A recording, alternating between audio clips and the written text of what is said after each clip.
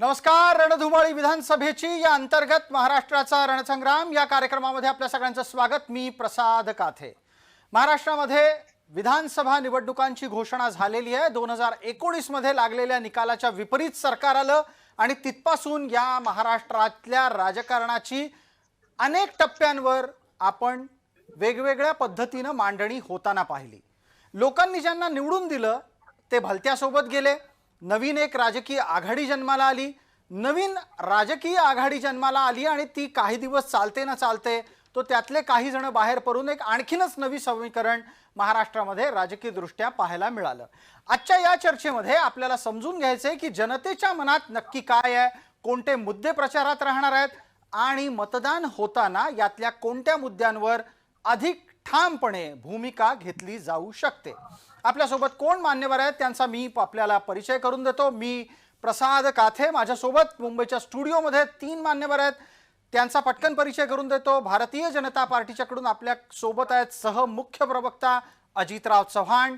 शिवसेनेच्याकडून आपल्या सोबत आहेत अरुणजी सावंत. राशपकडून आपल्या सोबत आहेत राजजी राजापूरकर. आपल्यासोबत पुण्याहून जोडले गेलेले आहेत काँग्रेसचे वरिष्ठ प्रवक्ता गोपाळराव तिवारी. राजकीय मंडळींच्या व्यतिरिक्त आपल्यासोबत 3 राजकीय विश्लेषक आहेत. त्यांचा परिचय आपल्याला पटकन करून देतो. नाशिकहून आपल्यासोबत हेमंतजी भोसले आहेत.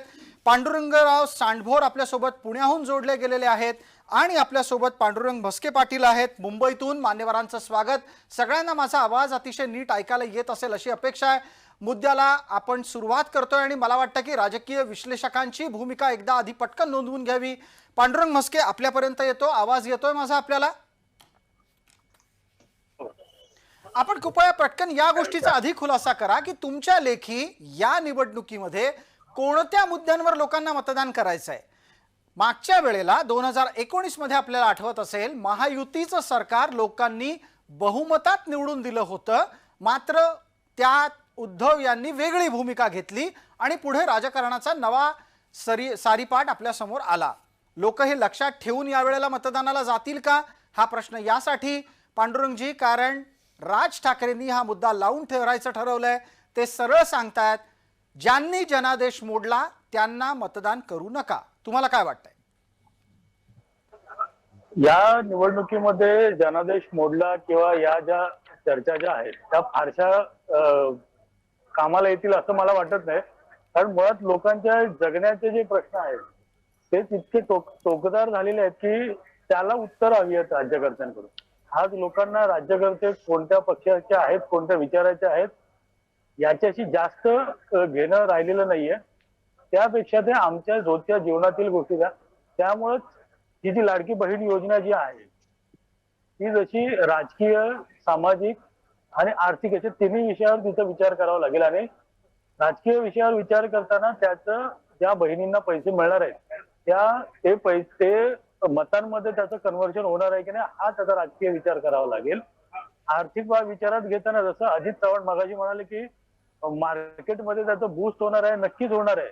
कारण 46,000 कोटी वर्षाला जर का ग्रामीण बाजारपेठेमध्ये किंवा शहरी बाजारपेठेमध्ये जर का राज्याच्या जर आले तर ते छोट्या छोट्या व्यापाऱ्यांकडे जाणार आहेत आणि त्याचा मार्केटला बूस्ट मिळेल. ही बाब खरी जरी असली तरी त्याचा राज्याच्या तिजोरीवर अनावश्यक बोजा किती पडणार आहे आणि त्याची प्रोव्हिजन आपण कशी करणार आहोत हे राज्यकर्त्यांचं काम आहे. म्हणजे आर्थिक विषयावर ते आहे.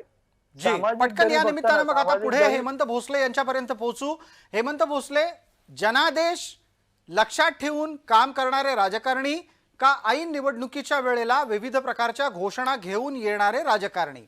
मतदार नक्की कोणत्या मुद्द्यांवर लक्ष देतो? का विधानसभेच्या वेळेला आपला ओळखीचा उमेदवार आहे की नाही, हा उमेदवार आपल्याला वेळेला उपयोगी पडणार आहे की नाही, आणि आत्ता गेल्या 6 महिन्यात माझ्या गरजेच्यासाठी हा उमेदवार, हा नेता किती उपलब्ध होता, हेच मुद्दे महत्त्वाचे असतात. हेमंत भोसले.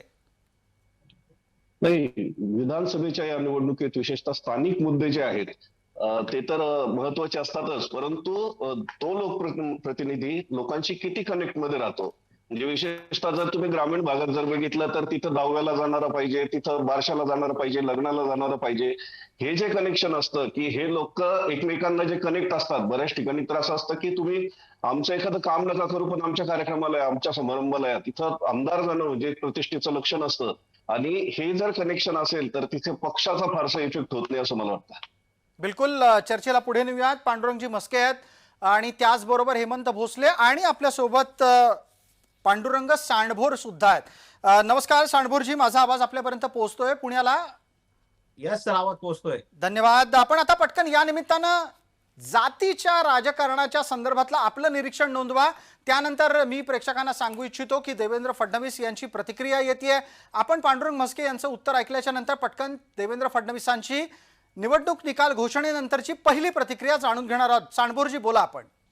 सर, मला वाटतं लोकसभेच्या निवडणुकीत जो आपल्याला जातीय समीकरणांचा किंवा महाराष्ट्रात जे काही जातीय युद्ध चालू आहे त्याचा जो काय परिणाम निकालावर पाहायला मिळाला, महायुतीला मोठा फटका बसला आणि महाविकास आघाडीला जो काही मोठा त्याचा फायदा मिळाला. मला वाटतं कुठेतरी विधानसभा निवडणुकीला जातानाही जातीय समीकरणांचा आणि जातीय जी काही तेढ किंवा जे वादविवाद सुरू आहेत, आरक्षणाचा जो मुद्दा आहे तो पुन्हा एकदा चर्चेत राहणार आहे. प्रामुख्याने ग्रामीण भागात हा मुद्दा खूप प्रकर्षाने चर्चेत येतोय, जाणवतोय, त्याची चर्चा घडतीये. त्याच्यामुळे आता सुद्धा मराठा आरक्षण असो, धनगर आरक्षण असो, विधानसभा निवडणुकीत हा फॅक्टर चालणार आहे आणि त्याचा काही प्रमाणात फटका महायुतीला बसेल आणि काही प्रमाणात फायदा विकास आघाडीला होईल, अशा पद्धतीचं वातावरण आहे. शहरी भागात थोडंसं आपण गेलं तर इथं नागरी प्रश्नावर निवडणूक जास्त होईल. जातीय समीकरण ग्रामीण भागाच्या तुलनेत शहरी भागात काही प्रमाणात तो फॅक्टर कमी चालेल. पण मला वाटतं ह्या निवडणुकीतला जातीय समीकरणांचा मुद्दा महत्वाचा राहणारच आहे सर. बिलकुल सांडभोरजी आणि इतर सर्व मान्यवरांनी जोडलेलं राहा. देवेंद्र फडणवीस यांची ट्विटद्वारे आलेली प्रतिक्रिया आपण पटकन पाहणार आहोत. ती एकदा या चर्चेमध्ये नोंदवून घेऊ आणि त्यानंतर आपण पुढे जाऊ. काय म्हणतात देवेंद्र फडणवीस? पहिलाच शब्द आहे शंखनाद. शंखनाद याचा सोपा अर्थ हा त्यांनी या निवडणुकीला युद्धाचं रूप दिलेलं आहे. त्यांनी युद्धाच्यासाठी आपल्या सर्व सैनिकांना तयार होण्याच्यासाठी सूचना केलेली आहे आणि मैदानात उतरण्याच्या साठीचा आदेश दिलेला आहे. चर्चेसाठी आपण आपल्यासोबत आपल्या मान्यवरांकडे परत येतोय. आपल्यासोबत कोण मान्यवर आहेत त्याची आपल्याला पटकन ओळख करून देण्याची गरज आहे. आपल्यासोबत भारतीय जनता पार्टीचे सहमुख्य प्रवक्ता अजितराव चव्हाण आहेत. अजितराव, शंखनाद तुमच्या नेत्यानं केलाय, तुम्ही कितपत तयार आहात? आणि त्याच्याच जोडीला आधीच्या 3 राजकीय विश्लेषकांनी जे मुद्दे मांडले त्यातला मुद्दा 1, लाडकी बहिणीचा लाभ होऊ शकतो कारण त्यामुळे अर्थव्यवस्थेला चालना मिळते, पण दुसऱ्या बाजूला कर्जाचा बोजा वाढतो. दुसरा मुद्दा, उमेदवार कुणीही द्या, उमेदवार हा आपल्या उपयोगी किती पडतो यावर ठरतं. तिसरा मुद्दा, जातीच्या समीकरणाचा नुकसान महायुतीला होऊ शकतं. 3 मुद्द्यांच्या आधारे उत्तर द्यायचंय. पण तत्पूर्वी आधी जेव्हा देवेंद्र फडणवीस म्हणतात शंखनाद झालेला आहे, याचा अर्थ काय? तुमची तयारी किती आहे? कारण अजितराव, माझा प्रश्न लांबतोय, ऐकून घ्या. 105 असून मुख्यमंत्रीपद नाहीये. भारतीय जनता पार्टीच्या कार्यकर्त्यांच्यासाठी हा एक खूप मोठा मानसिक अडथळा आहे. तयारी झाली आहे का याचं उत्तर देण्याची? प्रसाद सर, आपण लक्षात घ्या की हेच आमचं वैशिष्ट्य आहे, हेच माझ्या नेत्याचं वैशिष्ट्य आहे आणि भारतीय जनता पक्षाचं वैशिष्ट्य आहे. म्हणून आम्ही इतर पक्षांपेक्षा वेगळे आहोत. त्याचं कारण असं बघा, महाराष्ट्राच्यासाठी आणि या राज्यामधल्या जनतेकरता आदरणीय देवेंद्रजींनी मोठ्या मनानं हे सरकार अस्तित्वात आणलं आणि त्याचा महाराष्ट्राला किती फायदा झाला हे आपण बघितलं. आम्ही सत्तालोलूप अजिबात नाही आहोत. शंखनाद हा झालेला आहे आज आणि आम्ही सगळे तयार आहोत. भारतीय जनता पक्षाचे कार्यकर्ते हे 12 महिने 24 तास निवडणुकीच्या तयारीत असतात.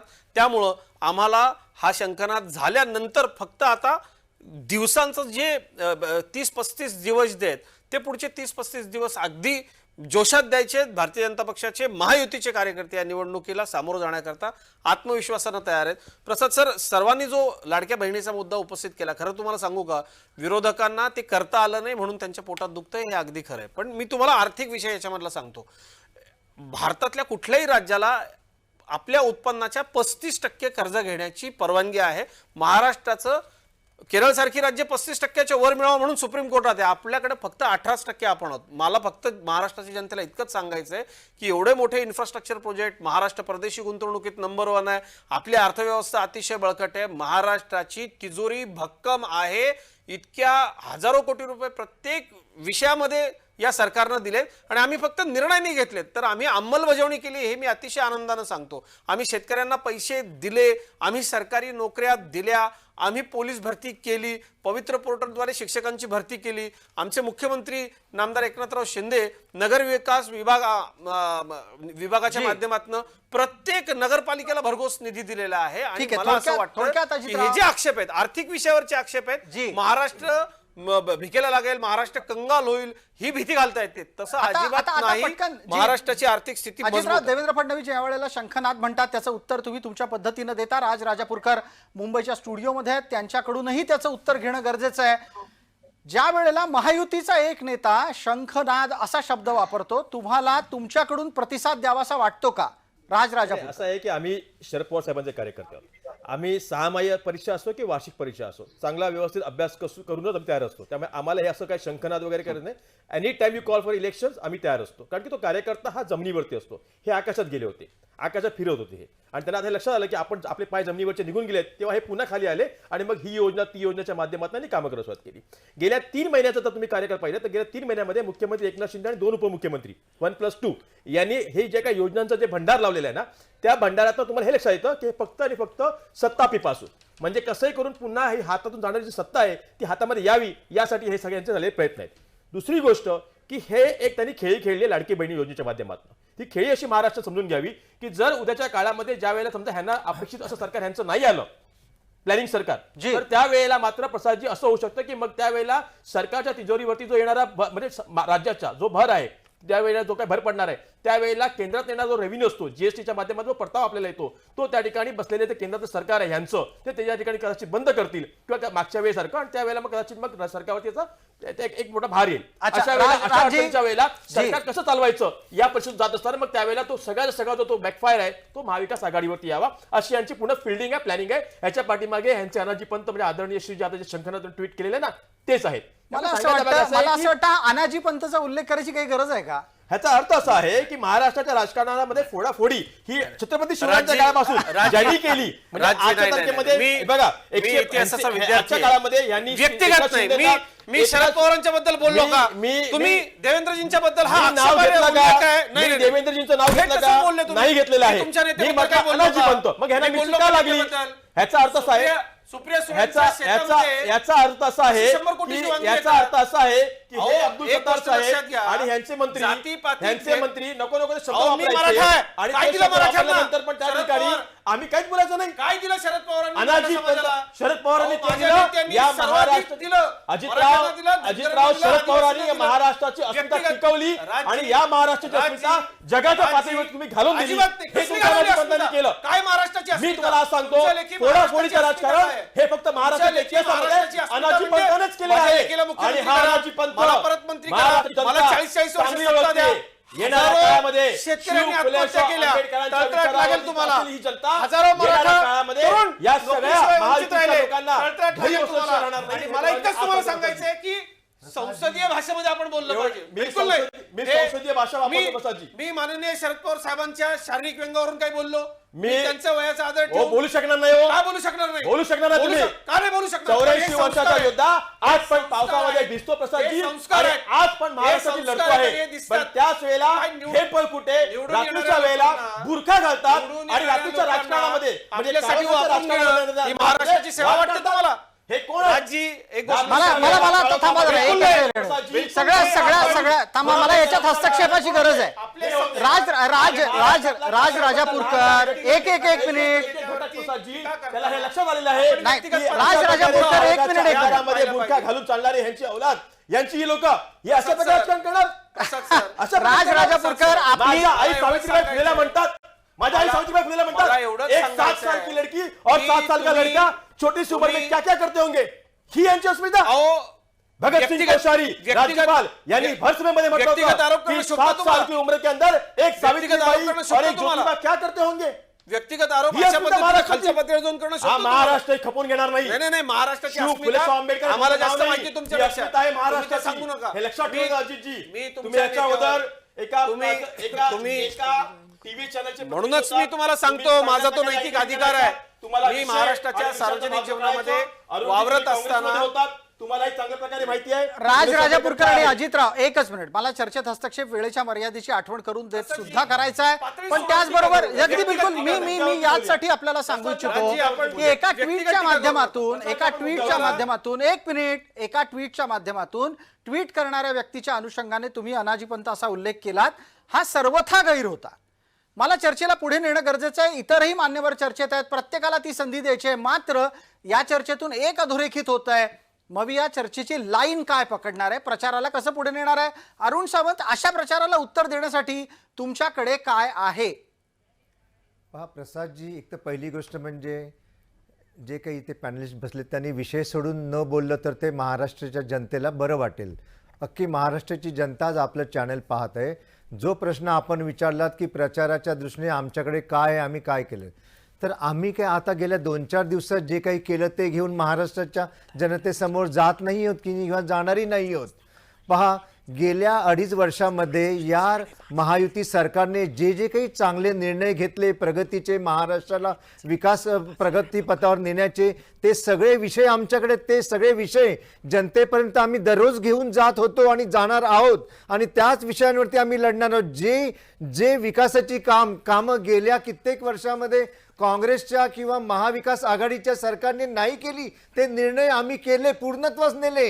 हे अख्खा महाराष्ट्र जाणतोय. आता एकच उदाहरण तुम्हाला देतो की मघाजी जे काही आहेत आपले राजापूरकरजी यांनी फार मोठ्या जोरात अखंड तांडव इथे दाखवलं जनतेला. तर कसं ही काँग्रेस सरकार फसवी आहे, ज्यांच्यामध्ये नेहमीच लाथाड्या चालू असतात.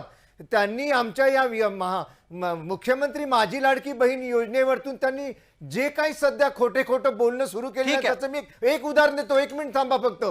पहा, ही योजना आम्ही आणली, त्यात यांच्या पोटात दुखायला लागलं कारण ही जनतेला आवडली. यांच्या सरकारने, कर्नाटकमध्ये यांचं सरकार आहे, यांनी SC ST समाजाचे 12,748 करोड रुपये टोटली डायव्हर्ट केले आणि तिथे त्यांनी लाडकी बहीण योजना आणली. आणि ज्या SC ST समाजाचा इथे हे ढोल पिटत असतात तिथे त्यांना फसवलं. हे SC ST जो कमिशन आहे, त्या कमिशनने तेथील कर्नाटक सरकारला जाब विचारला, तिकडच्या चीफ सेक्रेटरी की ही फसवणूक का केलेली आहे या समाजाची, आणि इथे ह्या मोठ्या गोष्टी सांगत आहेत. तेव्हा मला आता 1 मिनिट या निमित्ताने चर्चेला पुढे न्यायचं आहे. एका नव्या मुद्द्याला, अरुण सावंत, नव्या मुद्द्याला घ्यायचं आहे आणि तो मुद्दा आहे राज्यातल्या धार्मिक ध्रुवीकरणाच्या बद्दल. काँग्रेस या निवडणुकीमध्ये महाराष्ट्रात सुद्धा मुसलमानांवरच जास्त विसंबून आहे असं निरीक्षण नोंदवलं. तर गोपाळराव, आपण आपला मुद्दा मांडा, त्यानंतर अजित चव्हाण त्याचं उत्तर देतील. गोपाळराव बोला, मुसलमानांचा सहारा आहे का? हा, आता मला फक्त मोजून 1 मिनिट द्या. पहिले यांनी जे आरोप केले त्याविषयी खुलासा करतो. एक मिनिट गोपाळराव, आता मागे जाण्याची संधी नाहीये, आहे त्या प्रश्नापासून पुढे जायचंय. वेळेची मर्यादा आहे, कृपया वेळेची मर्यादा पाळा. काँग्रेस काळात पृथ्वीराज चव्हाण मुख्यमंत्री असताना ईस्टर्न एक्सप्रेस हायवे पहिल्यापासून झाला आणि तो फ्री झाला कंप्लीट. त्याच्यावर कधी गोपाळराव 1 मिनिट, गोपाळराव मी थांबवेन आपल्याला. गोपाळराव, मी काँग्रेसच्या वतीने उतरतो. मलाही सांगा प्रसादजी. गोपाळराव मुद्दा 1 मिनिट. राज राजापूरकर, गोपाळराव, काँग्रेसला संधी मिळाली नाही असं व्हायला नको. मुसलमान हा या देशाचा नागरिक नाहीये का? मुसलमान या राज्याचा नागरिक नाहीये का? नाही, तुम्हाला उत्तर माझ्याकडून हवंय का प्रवक्त्यांकडून हवंय? घेऊन गोपाळजी 1 मिनिट. गोपाळजी मी बोलतो नाही ना, गोपाळजी मी बोलतो नाही ना. विचारलं पाहिजे आम्ही. 18 जातींना घेऊन छत्रपती शिवरायांनी स्वराज्य निर्माण केलं. त्याच्यामध्ये फसवलं देखील होते ना.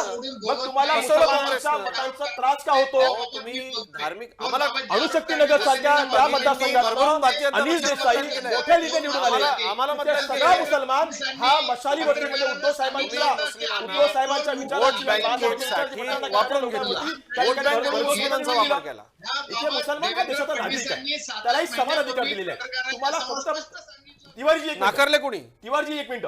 मुसलमान हा देशाचा नागरिक आहे, त्यालाही जेवढा हिंदू आहे, मुसलमान आहे, सिख आहे, ईसाई आहे, तेवढा त्याला अधिकार दिले आहे. नाकारलं कोणी? आज पण तुम्हाला मुसलमानाच्या बद्दल बोलताना तुम्हाला त्या धर्माची लोक असे नितेश राणे म्हणतात, असे निलेश राणे म्हणतात. म्हणजे आज पण भारतीय जनता पक्षाचे हे नेते राणे, निलेश राणे, नितेश राणे, नारायण राणे वगैरे काँग्रेसची वकिली करू नका. सनातन धर्माला संपवून टाका असं म्हणणाऱ्या स्टॅलिनच्या मांडीला मांडी लावून कसे बसता तुम्ही? तुमचे काँग्रेसचे दक्षिण भारतातले नेते सनातन संपवा म्हणतात, त्यांना समाजाच्या मुसलमान आमचेच आहेत, प्रश्न विचारला म्हणून मुस्लिम आमचेच आहेत. आमच्या भगिनींसाठी काँग्रेस सरकारने केलं. आम्ही मुस्लिम भगिनींना अंधाराच्या खाईत लोटलं काँग्रेसनं, राजीव गांधींनी एक डिसिजन घेऊन. माननीय मोदीजींनी अधिकार मला दिले वाईट मुस्लिम यावे भगिनींना. वाटतं की काल मुस्लिमांना परवा देखील विकासाच्या प्रवाहात मला- आणण्याचं पण काम भारतीय अजितराव जनता एक पक्षाने मला मिनिट, वाईट या अजितराव गोष्टीचं थांबा वाटतं. राज राजापूरकर, मला अजितरावांना या निमित्तानं विचारू द्यात आणि त्याचं उत्तर अरुण सावंत आपणही द्यायचं आहे की ज्या पद्धतीने लोकसभेमध्ये एक गठ्ठा विरोधात मतदान मुसलमानांनी केलं, विधानसभेतही तसंच झालं, तर काय करणार आहात? अजितराव आपण उत्तर द्या, त्यानंतर पुढचा मुद्दा मी घेऊन अरुण सावंतांपर्यंत येईन. पण तत्पूर्वी हेमंत भोसले यांच्यापर्यंत जाण्याची वेळ आहे, कारण त्यांना चर्चेच्या अनुषंगानं पुढच्याही काही कामानिमित्तानं निघायचं आहे. मी हेमंतराव आपल्याला विचारू इच्छितो, या वेळेला मुसलमान काय विचार करतोय? माझ्या लेखी लोकसभेपेक्षा वेगळा विचार तो करत नाहीये. तो याही वेळेला महायुतीच्या विरोधातच मतदान करायचं जवळपास नक्की केलंय. पण त्यांनी नक्की कोणाला मतदान करायचं ठरवलंय? काँग्रेसला, राष्ट्रपला का शिव उबाठाला? नाही, आपण जर लोकसभा निवडणुकीत जर बघितलं तर त्यावेळेला एक गठ्ठा मतदान, म्हणजे ना भूतो ना भविष्यती इतकं मतदान हे मुस्लिम समाजाचं झालेलं होतं. आणि तोच ट्रेंड यंदा चालू असेल. यंदा हे प्रमाण जास्त वाढेल असं वाटतंय, कारण ज्या पद्धतीने आता रणनीती चालू आहे तर ते बघता हे सगळेच मुस्लिम मंडळी हे महाविकास आघाडीकडे झुकू शकते. परंतु तरीही अजून वंचित आघाडीचे काही उमेदवार असतील, MIMचे काही उमेदवार असतील, म्हणजे हे समीकरण जे छोटे छोटे जे पक्ष आहेत ते जेव्हा उमेदवारी जाहीर करतील त्यावेळेला समीकरण हे लक्षात येतील. परंतु आता असं समजणं चुकीचं ठरेल की सगळेचे सगळे मतं हे महाविकास आघाडीलाच जातील. आपण जर धुळ्याचं जर आपण उदाहरण घेतलं तर धुळ्यामध्ये जे सुभाष भामरे लोकसभा मतदारसंघामध्ये जे होते, जवळपास सगळ्याच विधानसभा मतदारसंघातलं ते आघाडीवर होते. परंतु मालेगावमध्ये मात्र ते पिछाडीवर पडले आणि मालेगावमुळे त्यांना पराभूत व्हावं लागलं आणि तिथं शोभा बच्चावांचा विजय झालेला आहे. तसंच तुम्ही नाशिकमध्ये जर बघितलं तर नाशिकमध्ये हेमंत गोडसे यांना हे जे महायुतीचे उमेदवार होते तर त्यांना मुस्लिम समाजाची अजिबातच मतं पडलेली दिसत नाही आणि त्याच्यामुळे वाजेंचा विजय झालेला आहे. तर हाच ट्रेंड यंदा चालू असेल. विशेषतः मुस्लिम समाज आणि मागासवर्गीय समाज जी. हा यंदा महाविकास आघाडीच्या बाजूने असू शकतो. आणि इतरही जे छोटे पक्ष आहेत त्यांची भूमिका आता काय असेल आणि ते कोण उमेदवार देत आहे याच्यावर पुढचे समीकरण पटकन ठरतील एक असं वाटतंय. सांडगोर साहेबांना माझा प्रश्न आहे, आपल्याला चर्चेत विश्लेषणाच्या अनुषंगाने हे जाणून घ्यायचं आहे की धार्मिक ध्रुवीकरणाचा लाभ एका बाजूला तुमच्या लेखी जर समजा महाविकास आघाडीला मिळत असेल तर त्याचं स्वाभाविक दुसऱ्या बाजूचं धार्मिक ध्रुवीकरण सुद्धा कोणाला तरी फायदा देऊ शकतं. हिंदूंचं असं धार्मिक ध्रुवीकरण होताना तुम्हाला दिसतंय का आणि ते कोणाच्या पारड्यात जाताना दिसतंय? सर, आपण म्हणता ते बरोबर आहे आणि विशेषतः महायुतीत भाजपने हे जाणीवपूर्वक करण्याचा प्रयत्न केले धार्मिक ध्रुवीकरण. विशेषतः लोकसभा निवडणुकीत अगदी देशाचे पंतप्रधान नरेंद्र मोदी यांनी सुद्धा मुस्लिमांवर, मुस्लिम समाजावर जाहीरपणे टीका केली होती. अगदी मंगळसूत्रांपर्यंत सगळं प्रकरण गेलं होतं आणि त्याचा परिणाम कुठंतरी मुस्लिम महाविकास आघाडीच्या बाजूने एक गट्टा गेला आणि त्याचा फायदा महाविकास आघाडीला झाला. पण जो भाजपला जे अपेक्षित होतं, हिंदू मतदार भाजप किंवा महायुतीच्या मागे एक गट्टा राहील, तो अपेक्षित परिणाम काय झालेला जाणवला नाही. मग राम मंदिराचा मुद्दा असो किंवा हिंदुत्वाच्या बाजूने जे काही भाजपने जे मुद्दे केले होते त्याचा कुठेही परिणाम दिसलेला नाहीये. तर मला वाटतं आता धार्मिक ध्रुवीकरणाचा सगळ्यात जास्त फायदा कोणाला होत असेल तो महाविकास आघाडीला होतोय. खोटं नरेटिव्ह जर तुमच्याने तो जायला लागलं तर भाजपला कसं? तो महायुतीला होताना दिसत नाहीये.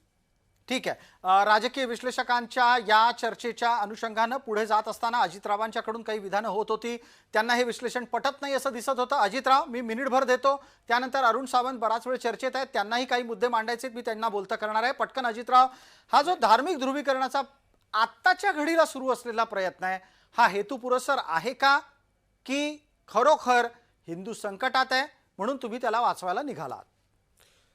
सर, एक गोष्ट आपण लक्षात घेतली पाहिजे की देवेंद्रजींचं विधान आहे वोट जेव्हा सुरुवातीला सांडबोर सर आपल्या थोडं वक्तव्याची मी दुरुस्ती करून देतो. माननीय नरेंद्र मोदीजींचं मंगळसूत्राशी संबंधित वक्तव्य हे मुस्लिम बंधू भगिनींच्या कुठल्याही म्हणजे कुठल्याही त्याचं साधर्म्य लागत नाही. त्यामुळं आपण राष्ट्रीय वृत्तवाहिनीवरती आहोत, भारतीय जनता पक्षात न असं ध्रुवीकरण करण्याचा प्रयत्न केला, अशा पद्धतीचं आपल्या विश्लेषणामधली विधानं ही मला पटणारी नाही आहेत, त्याचं मी खंडन करतो. मला इतकंच सांगायचं आहे प्रसाद सर की जे घडलं ते उभ्या महाराष्ट्रानं बघितलं आणि देशानं बघितलं की माननीय मोदीजींनी विचार केला का ट्रिपल तलाकचा विषय असताना की मी मुस्लिम भगिनींसाठी का करू, जेव्हा की राजीव गांधींनी काँग्रेसनी लोकसभेमध्ये कायदा करून आमच्या मुस्लिम भगिनींना कधीच अधिकार मिळणार नाही याची व्यवस्था केली होती, ते परत देण्याचं काम आम्ही केलं. मुस्लिम भगिनींनी भरभरून आम्हाला मतं दिली. कोण म्हणतं मुसलमान भारतीय जनता पक्षाला मतं देत नाहीत? मुद्दा असा याच्यामध्ये आपण एक लक्षात घ्या की आदरणीय पंतप्रधान नरेंद्र मोदी म्हणतात सबका साथ सबका विकास. नळ देताना, घर देताना, योजना देताना हा हिंदू आहे की मुसलमान आहे असा केंद्र सरकार विचार करतं का? मुस्लिम या देशाचे अव्वल दर्जाचे आपल्यासारखेच नागरिक आहेत आणि तुम्ही अशी चर्चाच का घडवता? मला असं वाटतं की हे सगळं काँग्रेसचं पाप आहे. अशा पद्धतीनं चर्चा व्हाव्या स्वातंत्र्यानंतर या अशा याच्यामध्ये. आणि स्पष्ट आहे ना की एका मतदारसंघातनं मुस्लिम बांधवांच्या धार्मिक स्थळामधनं फतवे जारी केले गेले आणि मतदान झालं हे नाकारता येणार नाही. मग ते झालंय आम्ही हे सांगतोय आमच्या मतदारांना, हे सांगणं लोकशाहीमध्ये पाप आहे का? आणि मला असं वाटतं सर्वच विश्लेषकांनी भारतीय जनता पक्षाच्या बाबतीमध्ये विधानं करताना जर घडतंय तसं मुस्लिम एक गठ्ठा मतदान करतायत, ते फक्त माझ्या नेत्याने हा वोट जिहाद झालाय हे आमच्या मतदारांच्या समोर आम्ही मांडलं तर त्याच्यात भाजप धार्मिक ध्रुवीकरण करतो. याच्यावर मग एकदम सरदोपट विश्लेषण होऊच कसं शकतं? याच्यावर पटकन अरुण सावंत आपली प्रतिक्रिया लागेल. कसं मतदान झालं गेल्या वेळेला याचा संदर्भ नुकताच मुख्यमंत्री एकनाथ शिंदे यांनी दसरा मेळाव्यात सुद्धा दिला. आणि म्हणून घरी बसू नका, सुट्ट्या घेऊ नका, झोपा काढू नका, मतदानाला उतरा असं जेव्हा तुमचे नेता आणि महाराष्ट्राचे मुख्यमंत्री असलेले एकनाथ शिंदे म्हणतात तेव्हा त्यांना नक्की कुणाला घरातून बाहेर काढायचंय? पहा, मुख्यमंत्र्यांनी जे काही उल्लेख केले ते सर्वच मतदारांना त्यांना बाहेर काढायचं एक लक्षात घ्या. दुसरी गोष्ट, मगासपासून थोडीशी चर्चा जी काही चालली मुस्लिम समाजाबद्दल, तर या देशामध्ये राहणारा प्रत्येक मुस्लिम हा आमचा नागरिक आहे ही गोष्ट खरी, परंतु जो या हिंदुस्थानाला स्वतःचा हिंदुस्थान मानतो तो मुसलमान आमचा आहे, ना की हिरवे झेंडे पाकिस्तानचे झेंडे इथे दाखवणारा मुस्लिम आमचा आहे. हे स्पष्टपणे मी आपल्या चॅनेलवरून सांगतो. मुस्लिमांकडे सुद्धा आम्ही एकाच नजरेने बघतो जे हिंदूंकडे बघतो. या राज्याचे मुख्यमंत्री किंवा हे राज्य सरकार सर्व जाती धर्माच्या लोकांकडे समान नजरेने बघते आणि सर्वांना सर्व बेनिफिट सर्व जाती धर्मांच्या माणसांना कसं मिळेल याच्याकरता प्रयत्न करत असतील. आम्ही हिंदूंकरताच फक्त योजना काढल्या, मुसलमानांकरता नाही असं मुळीच घडलेलं नाही. आपल्याला कालचंच उदाहरण असेल तर मुस्लिम समाजातील जे त्यांच्या ज्या मदरशामध्ये शिक्षक जे शिकवतात त्यांचा सुद्धा विचार या राज्य सरकारने केला, मुख्यमंत्र्यांनी केला. तेव्हा कुणीही फक्त मुस्लिम समाजाची व्होट एक गट्टा मिळावीत मतदान म्हणून जे काही सध्या चाललंय उबाटा शिवसेनेतर्फे खास करून हे याचा मला विरोध आहे, हे मी आपल्याला सांगू इच्छिन. बिलकुल पटकन चर्चेला आपण एक मिनिट जो उल्लेख मगाशी झाला की आदरणीय देशाचे पंतप्रधान नरेंद्र मोदीजी यांनी मंगळसूत्राचा उल्लेख केला, होय केला, परंतु तो कोणासाठी केला होता तर सॅम पित्रोदा हे काँग्रेसचे जे इंटरनॅशनल अध्यक्ष आहेत इंटरनॅशनल काँग्रेसचे, त्यांनी जेव्हा संपत्तीच्या विभागणीचा विचार केला आणि जे वक्तव्य केली होती या देशातील हिंदूंच्या याच्या विरोधात, तेव्हा नरेंद्र मोदीजी यांनी मंगळसूत्राचा उल्लेख केला होता. आज काँग्रेस चुकीचा वापर करत आहे आणि ही महाविकास आघाडी, ही महाविरोधी आघाडी चुकीचा वापर करून ही मुस्लिमांना घाबरवत आहे. ज्यावेळेस लोकसभा इलेक्शन मध्ये 400 पारचा नारा दिला गेला होता त्यावेळेस यांनी काय खोटा प्रचार केला तर 400 अगर इन लोग लेके आएंगे सीट तो मुस्लिमों को पाकिस्तान में भगा दिया जाएगा, SC ST समाज को यहाँ पे संविधान में से बाहर निकाला जाएगा, आरक्षण रद्द होगा. ही भीती त्यांच्यामध्ये निर्माण झाली आणि लोकसभेमध्ये आम्हाला कमी मतदान झालं, आम्ही हरलो नव्हतो. ठीक आहे. मला या निमित्तानं एक मुद्दा, पक्षाचे जबाबदार प्रतिनिधी गायकवाड यांनी स्वतः म्हटलं होतं की जर तुम्ही आम्हाला निवडून दिला आणि अबकी बार 400 पार आम्ही केलं तर आम्ही संविधान बदलणार. हे मी नाही म्हटलं होतं, हे गायकवाड आपल्या वृत्तवाहिनीवरती गायकवाड भूमिका नाही स्पष्ट करत, ऑफिशियली बोलले होते.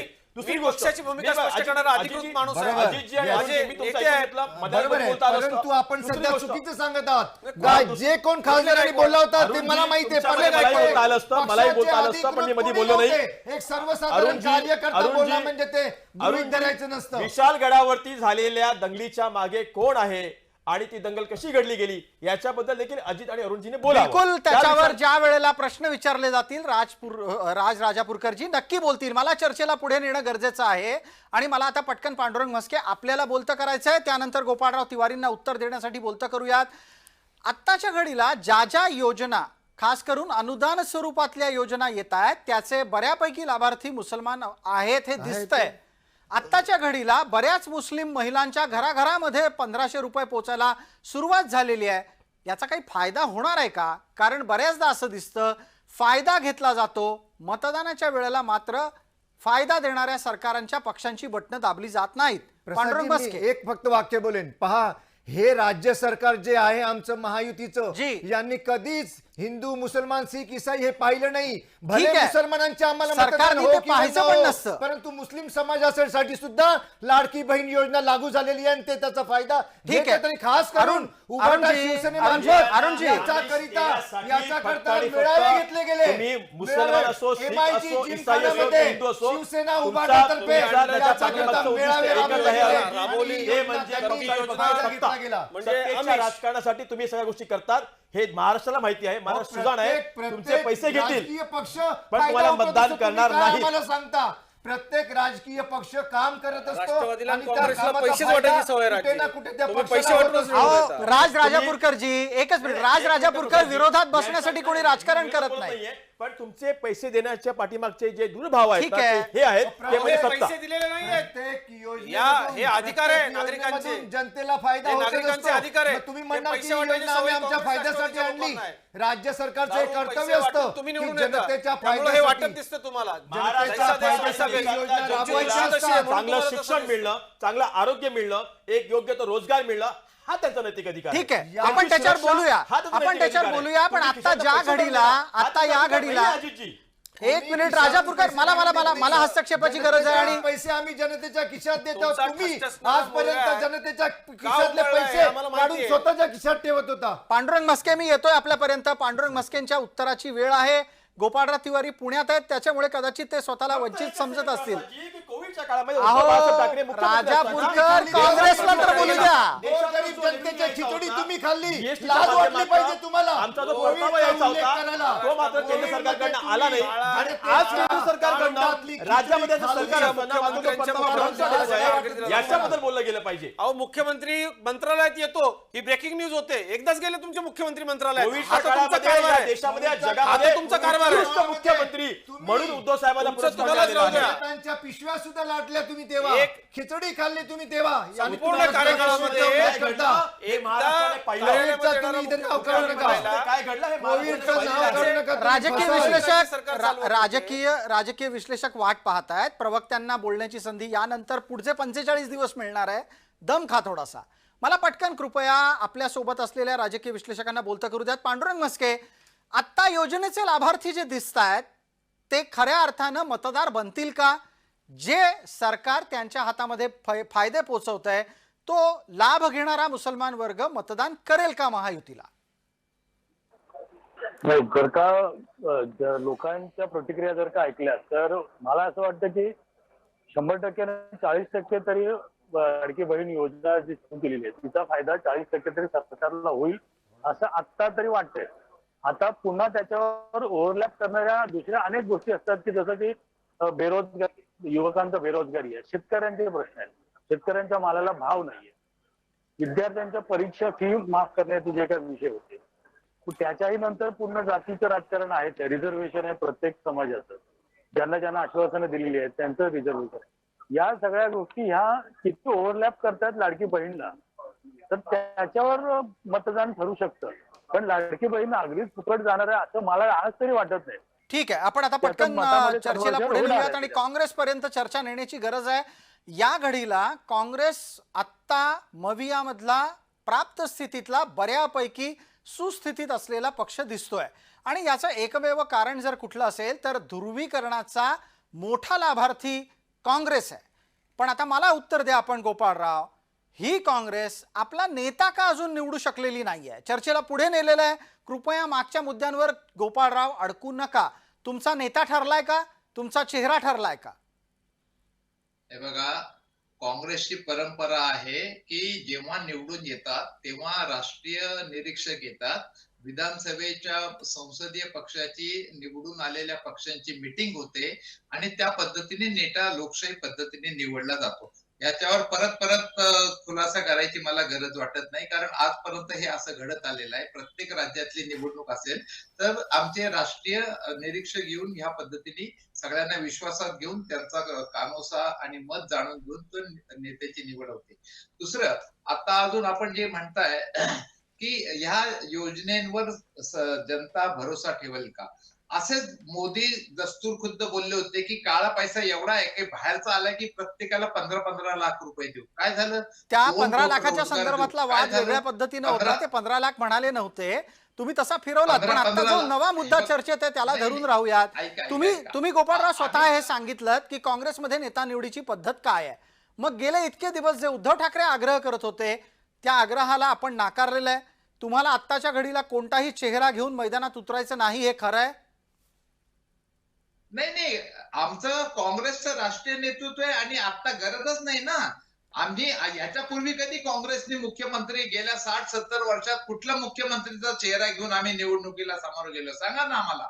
आणि मागच्या वेळेला जेव्हा भारतीय जनता पक्षाचे चंद्रकांत पाटील कोश्यारींना जाऊन भेटून जेव्हा सांगितलं होतं आम्ही सरकार बनवू शकत नाही, त्याच्यानंतर 15 ते 20 दिवसानंतर शिवसेना, उद्धव ठाकरे आणि राष्ट्रवादीचा जेव्हा प्रस्ताव आला तेव्हा काँग्रेस सत्तेला हपेपलेली नव्हती आणि त्याच्यानंतर प्राप्त परिस्थितीमध्ये कॉमन मिनिमम प्रोग्राम आम्ही त्या ठिकाणी ऍक्सेप्ट केला. परंतु यांच्यासारखं ज्यांच्या सरकारच्या विरोधात 40 आमदार विरोधात होते त्यांना यांनी राजकीय घरफोड्या करून स्वतःच्या बाजूने घेऊन जनतेशी तुम्ही पण उद्धव ठाकरेंना तिकडून इकडे आणलं. गोपाळराव मुद्द्यावर यायला लागेल. गोपाळराव मुद्द्यावर यायला लागेल. मी अजितराव आपल्यापर्यंत येतोय. एकच मिनिट अजितराव. गोपाळरावांनी स्पष्ट केलं की उद्धव ठाकरे दिल्लीत गेले, त्यानंतर ते एका सार्वजनिक कार्यक्रमात पण म्हणाले आधी मुख्यमंत्री घोषित करा. ही काही घोषणा करणं काँग्रेसला शक्य नाही, तशी परंपरा नाही. थोडक्यात आता मवियाची सगळी सूत्र ही काँग्रेसच्या हातात आहेत. मग शरद पवार काय करतायत? शरद पवार आता सध्या संजय राऊतांचा वापर करून काँग्रेसला इतकं झोडतायत की काँग्रेसला तोंड दाबून बुक्क्याचा मार आहे. आणि मी तुम्हाला सांगतो बिलकुल नाही. ज्या पद्धतीनं तिवारी साहेब आता इतकं छान त्यांनी काँग्रेसमधली लोकशाही समजून सांगितली. तिवारी साहेब, मी 16 वर्ष मुख्य प्रवाहातली पत्रकारिता केली, त्यामुळं काँग्रेसमध्ये सोनियाजी म्हणतील तेच आणि राहुलजी म्हणतील तेच असं असतं. खरी लोकशाही आहे ती भारतीय जनता पक्षामध्ये. आमचं ऍक्च्युअल पार्लमेंटरी बोर्ड आहे आणि ते अतिशय चांगल्या पद्धतीने आम्ही डिसिजन घेतो. दुसरा विषय असा, सध्या प्रसाद सर आपल्या माध्यमातून मला यांना इतकंच सांगायचंय, आमचं राहू द्या, आम्ही पुन्हा सत्तेमध्ये येणार आहोत, आमचा मुख्यमंत्री पुन्हा होणार आहे, महायुतीचंच सरकार या राज्यामध्ये येणार आहे. परंतु तुम्हाला संजय राऊत ना हा 2 बाजूचा वस्तार आहे, लक्षात घ्या तुम्ही. तो वस्तारा तुम्ही गेला दुसऱ्यावर चालवायला, पण त्या वस्त्राने तुमची एवढी फाडून ठेवली आहे आता तुम्हाला शिवता येत नाही, बोलता येत नाही. मला वाटतं थोडं सांभाळायला हवं शब्दांचा वापर करताना. संजय राऊत ज्या पद्धतीनं नाना पटोलेंना सामनामध्ये अग्रलेख लिहून, म्हणजे तुमच्याच जमत नाहीये सध्या गोपालबाई, अशी परिस्थिती आहे. तुमचं जमेल किंवा तुमचं वाटप होईल किंवा तुम्ही बंडखोरांना शांत सध्या शरद पवार साहेब एकच काम करतात, मी पुन्हा येईन असं म्हणणाऱ्या त्या व्यक्तिमत्वाला महाराष्ट्रात पुन्हा कधी येऊ देणार नाही याची काळजी शरद पवार घेत आहेत. सध्या शरद पवार काय करतात? सध्या शरद पवार की या महाराष्ट्राच्या राजकारणामध्ये सत्तेचा येईल असं म्हणणाऱ्या व्यक्तिमत्वाला आता पुन्हा महाराष्ट्रात सत्तेमध्ये कधीही येऊ देणार नाही याची काळजी शरद पवार घेत आहेत. हे सगळं झाल्यानंतर आपण एका मगरमिठीमध्ये कसं गुदगुऱ्या करून गुदमरून आपल्याला मारलं राजकीय दृष्ट्या, हे माननीय उद्धव ठाकरेजींच्या लक्षात गोगल गायला माहिती आहे. तुमची गोगल गाय आहे ना नागपूरला, तिला हे चांगलं माहिती आहे कसं हळूहळू आतमध्ये जायचं. एखादा हात लागला की लगेच आतमध्ये जायचं. मला एवढं सांगायचंय, माझे मित्र शेजारी बसलेले अरुणजी यांची मात्र कोंडी झालेली आहे, कारण की यांची मराठा समाज अजित पवारांची यादी दिल्लीला फायनल होते, भारतीय जनता पक्षाच्या दिल्लीच्या कार्यालयात फायनल होते. याचं मला दुःख वाटतं. अरुण सावंतांना उत्तर द्यायचंय. अरुण सावंत, वेळेच्या मर्यादेमध्ये उत्तर द्या. आताच्या घडीला दोन मुद्दे इथे समोर आले. गोपाळराव थोडं थांबा, आपण गोपाळराव थांबा. अजितराव वेळेची मर्यादा आहे, पटकन अरुण सावंतांपर्यंत पोहोचायचं आहे. मी राजापूरकर यांना स्पष्ट सांगेन की तुम्ही मला जागा करू नका, तुमची पंचायत होऊन जाईल. पण आज ऐका, एक मिनिट ऐका, अख्ख्या महाराष्ट्राला हे माहित आहे, अरुणजी, अख्ख्या महाराष्ट्राला हे माहित आहे. अरुणजी. तुम्ही हवं तेवढं डोकं आटपा. शरद पवार साहेबांनी आणखीन काँग्रेसने आणि उद्धव ठाकरेजी यांचं अरुणजी, शिवसेना देवेंद्रजींचा- काही झालं देवेंद्रजींचा तरी या पुन्हा राज्याचा येईल. हे मुख्यमंत्री स्वप्न कोणी भंग आणि केलं? महायुती तुम्ही भंग केलं सरकार ना? कोण आहे हे जनतेला माहित आहे आणि जनतेला प्रगती आणि विकास हवाय. तुमची भांडणं नको आहेत आपापसामधली. तेव्हा या राज्याचा विकास या महायुतीने ऑलरेडी करून दाखवलेला आहे आणि तो विकास जर पुढे चालू ठेवायचा असेल तर पुन्हा एकदा महायुती सरकारमध्ये एकनाथ शिंदेजी, फडणवीस साहेब आणि अजित पवार यांना आणावंच लागेल. एक मिनिट प्रसादजी, ज्या देवेंद्रजीने म्हटलं होतं की मी पुन्हा येईन त्यांचा अधिकार ह्यांनी ते घेतला. सोडावं. आता ह्यांचा ते अधिकार पुन्हा अजित येऊन पवार घ्यायला तुम्ही चालले किती होते. जुनं यांच्या झालं महायुतीमध्ये ते जुनं यांचं ढोल जमत नाहीये. शिवाय यांच्याकडे चेहरा नाहीये. प्रगतीचं बोला, प्रगतीचं बोला, विकासाचं बोला, या शेतकऱ्यांच्या हिताचं बोला. तुम्ही हे ह्यांच्याकडे नाहीये. पंचायत हे काय हॉटेलांमध्ये शिकवणार महायुतीमध्ये प्रसादजी, सर्वाधिक एक चांगली- ताजी गोष्ट सांगतो मी मला असं तुम्हाला. वाटतं, एक लोकांना ता- एक विकास ताजी गोष्ट सांगतो. या गोष्टीशी घेणं देणं आहे. यांनी काल या महाविकास समाजात भांडणं लावून तुम्ही निवडून आघाडीने गेला. काल या महाविकास आघाडीने गोरगरिबांच्या हिताकरता आम्ही झटणार आहोत अशी एक शपथ कुठे घेतली तर पंचतारांकित हॉटेल ताज लँड एंड मध्ये गोरगरिबांच्या सेवेची. गोरगरीब बिचारा एकच मिनिट प्रसादजी, महायुतीच्या या मागे अरुणजींचे पळतोय. मुख्यमंत्री सन्माननीय आणि- एकनाथ शिंदे यांनी आणि हिंदुत्वाची शपथ हे तिथे हिंदुत्व करणार पंचतारांकित असं हॉटेलांमध्ये म्हणताना जाऊन गोलीबार तिथे- भेजे में आसाम गुवाहाटीच्या हॉटेलमध्ये हे सगळे आमदार नाचत हे होते. जुनं लाज वाटते पुस्तक ना? तुम्ही लाज लाज तुम्हाला वाटते? वाटली पाहिजे. हे यांचं हिंदुत्व. तुम्ही ताज लँड राज्याच्या मध्ये राजकारणावर बसून सत्तेसाठी शपथ शपथ घेता घेता गोरगरिबांच्या आसामच्या सेवेची. गुवाहाटीच्या हे हॉटेलात कोण दुटप्पीपणा बंद तिकडनं करा. गुजरात, हा तिकडनं दुटप्पीपणा मुद्दे तरी आहेत. बंद करा हे तुम्ही. पंचतारांकित फक्त हॉटेल. पैसे लाज वाटायचे, वाटते, लाज लाज वाटते. वाटते. अधिक पैसे खायचे, महाराष्ट्राचं हाच धंदा आहे, लक्षात घ्या. फसवेगिरी फसवेगिरी जनतेला कधी माफ करणार नाहीये. महाराष्ट्राची- महाराष्ट्रातली बैल असो, महाराष्ट्राची अस्मिता कामगार असो, मराठी भाषा अभिजात भाषा झाली तेव्हा तुम्ही साधं अभिनंदन केलं ना मराठी जनांचं. ही तुमची महाराष्ट्राची अस्मिता आहे. ठीक आहे, ही महाराष्ट्राची अस्मिता आहे. मी चर्चेत हस्तक्षेप वेळ मर्यादेची मराठी एक भाषेला- मिनिट. अभिजात राज भाषेचा दर्जा द्या. राजापूरकर आणि इतर साधं सर्व अभिनंदन मान्यवरांनी मराठी विनंती आहे मला. ही तुमची महाराष्ट्राची अस्मिता आहे. राज राजापूरकर आणि अरुण सावंत एक मिनिट. मला चर्चेत हस्तक्षेपाची गरज आहे. वेळ मर्यादेची आठवण करून द्यायची आहे. माझ्यासारखा चांगला ठीक आहे. व्यक्ती तुम्हाला सोडून जातो. अरुण सावंत, मला वेळ मर्यादेची आठवण करून द्यायची आहे. सर्व मान्यवरांना मी इथे थांबण्याची विनंती करतोय. एका छोट्याशा विश्रांतीनंतर आपण लगेच परत येणार आहोत.